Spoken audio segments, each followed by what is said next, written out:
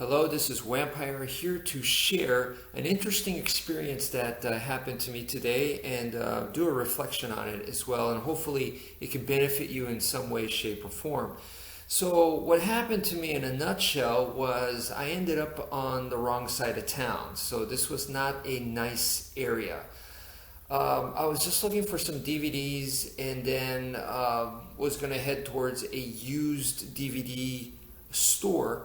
And as I was in the parking lot, so it was like a shopping center type complex. So I was walking in the parking lot and I noticed this blonde lady come running out, and the way her body was and the way she was dressed pretty much looked like a stripper, except her face looked like it had been through, like she had a very hard life. So her face looked very, very aged, looked like she's done some hard drugs. That's the impression that I got.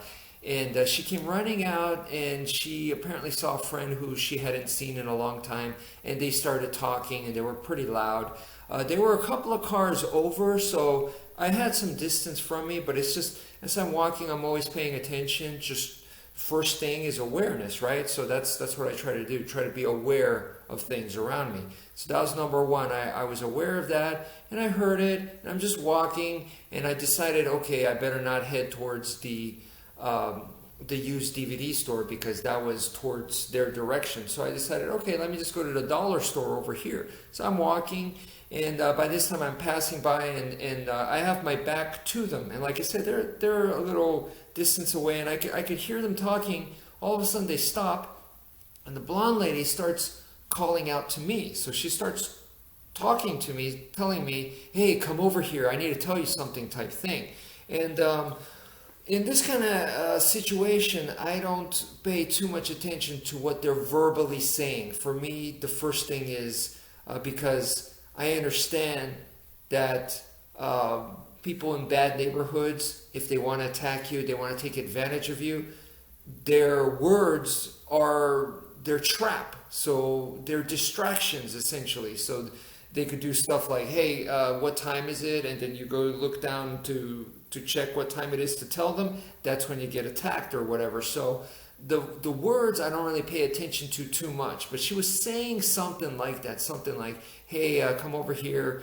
And I assume, I don't know for certain, I could be wrong, but just a hunch from having lived in bad neighborhoods over the years and stuff, I assumed that it was something along the lines of, I need some money real bad. Could you help me out? I could do some sexual favors for you. This is not the first time that this kind of thing has happened before. In Dallas, I had a woman basically ask me for some money, and she was going to do sexual favors in return. She said date, and I turned her down, and she became hostile. So it's not like something I haven't experienced before. I don't know what it is. Do I look sexually desperate or something? I don't know. But anyway, the main thing is I was already experienced, and I'm familiar with this kind of thing if it was going to turn into that. So what I did was, because my back is turned to them, I figure there's no guarantee that I heard what she was saying or I was even paying attention, so why should I even turn around and acknowledge it? So what I did was immediately I just started running.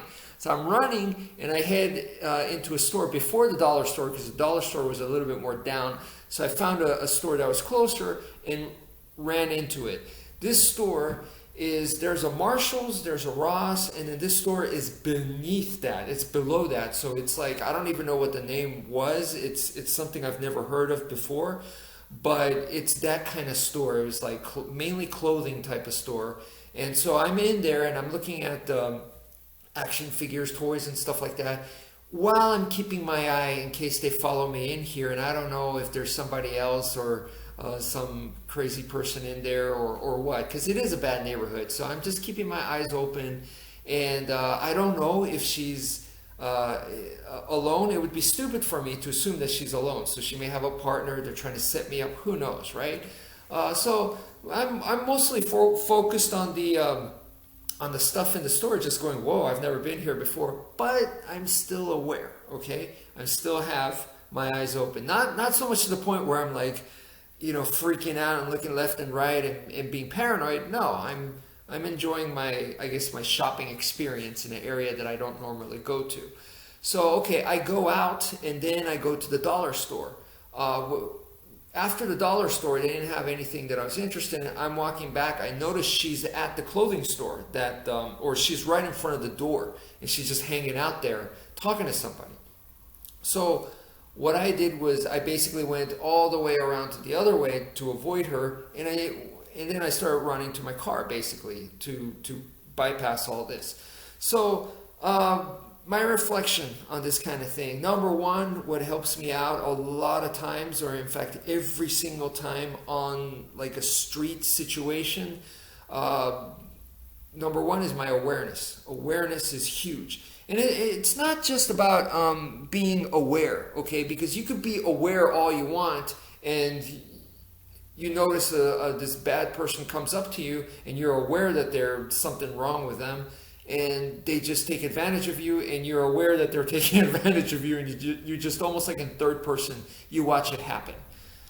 That doesn't help. So the awareness that you need is you need to exercise doing things that you may feel like normally is not right.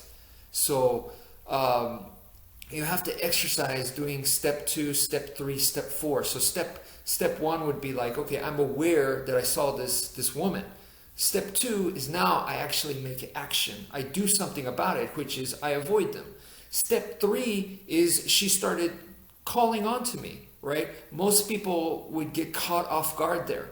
But like I said, I've been in this kind of situation before. I've lived in really bad neighborhoods for many, many years. So it didn't necessarily throw me off guard. So she started calling on to me. Well, guess what? I'm ready for that. And I'm ready for step 4, step 5, step 6.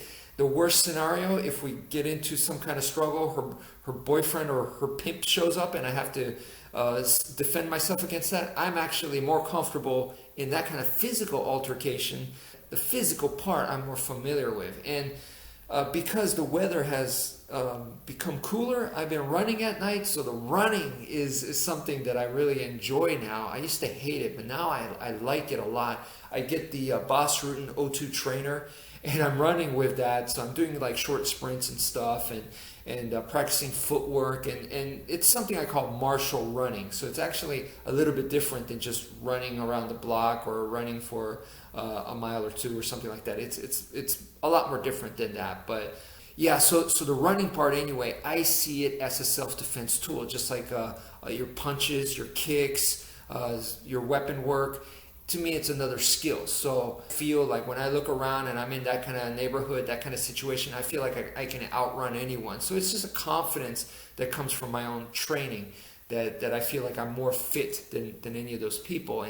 And probably not necessarily that I am or not, but I'm game. I'm ready to do it. So probably when they see me, they see a small guy and they go, oh, here's someone that I can take advantage of. That's what they probably think. Once they approach me, hopefully, and I think from my personal experience, I think they start going, wait a minute, this guy's pretty confident, and the way he talks and stuff, he's pretty sure of himself. So that kind of throws them off. And then number 2 is I think they start to see, actually, he looks pretty fit.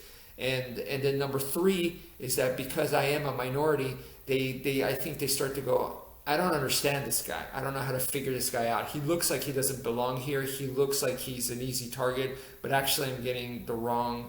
I don't know how much of it they think, but I think they start getting a weird vibe from me. And so luckily I've been able to avoid a lot of altercations and survive till this age. So anyway, that's it for now. Thank you for listening, and take care, folks.